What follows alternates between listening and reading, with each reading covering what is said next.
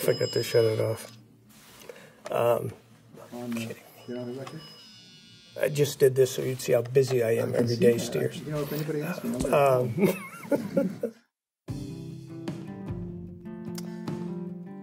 How would I define TAM?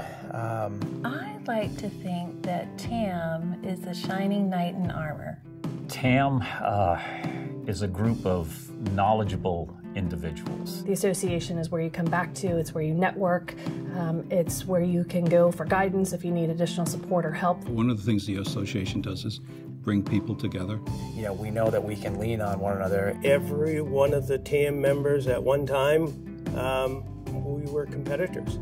That's evolved. Telecommunications is and always has been very complicated, very complex. And the association has been a place where companies could come together, formulate positions, how to articulate those positions and execute those to benefit the industry and the individual companies, but most of all the customers that are served by those extremely rural companies.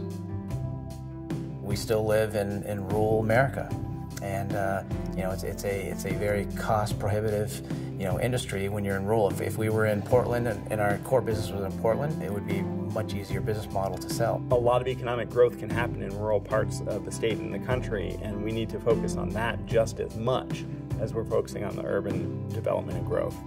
If you want solutions in rural Maine, you should look to the people who have been solving the problem for years, and that's TAM's members. So I've been in the business for about 45 years now. I started here about 32 years ago, right out of college. I know you wanted to make this a brief interview, so I won't go all the way back. I began my career in a manhole in January of 1973. I started as an intern in 2006. I started in 1995. Been associated with it since 1988. I joined Pine Tree Telephone in 1996. 21 years. This summer marks my 50th year in the industry. The telecommunications network, as it was designed and been used up until probably the 80s or early 90s, was designed for, you know, voice communications. Pick up the phone, dial it, call somebody, talk for a bit, hang up. That same network has been adapted to being used for internet, where people log on and stay on all day. One of the challenges, I think, is the way it's changed over time. With the changes in technology and regulation and everything, you really have to step up to the plate and keep the pace. Let's face it, we're broadband companies, all of us. This group has not shied away from technology at all. I think that some people think we're dinosaurs, and we're really not. If you look at technology, we were always, especially the independent telephone companies, we were always the first to roll things out. We, as the TAM members, are not struggling to keep up with advances. We're leading the advances. Phone service is still important, but a lot of younger people my age and younger, they're not as dependent on the phone service. I believe, just from having millennials living in my home and working with millennials, and they don't really understand why landlines even exist. I don't think a lot of people understand that you need our networks to operate almost everything else. Quite honestly, I don't think many of them really care. They just want the instant on internet. We have to explain to them and show them how we, in fact, are on the leading edge of introducing the technology into these networks that allows everybody everywhere to be able to access the internet. There isn't really a distinction between what younger people want and what older people want. It's really what are people looking for within their community in order to establish success for them and growth for themselves. Once you do something exciting, it will excite everyone, regardless of age, and that's how you get a newer, younger generation involved in the industry.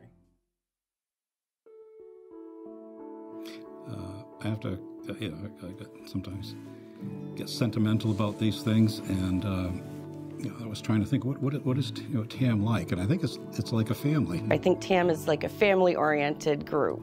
A group that shoulder to shoulder, we're trying to solve problems, address issues, and provide the best service possible.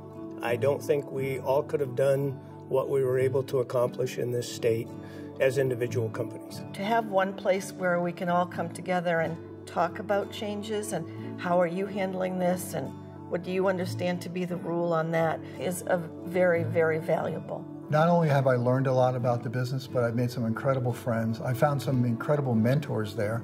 For 30 years or more that I've been involved in the telecommunications, practically grew up with the people that I'm surrounded with. I have loved my job, and it's been a labor of love. I love this business. I love what I do, and I feel honored every day. And I kind of look around thinking, do I really deserve this job? Because it's that great. There is something about TAM and TAM's members that is worth holding on to. And I think we need to make sure that we continue to nurture this because it's something that's going to really help the state of Maine, whether it knows it or not.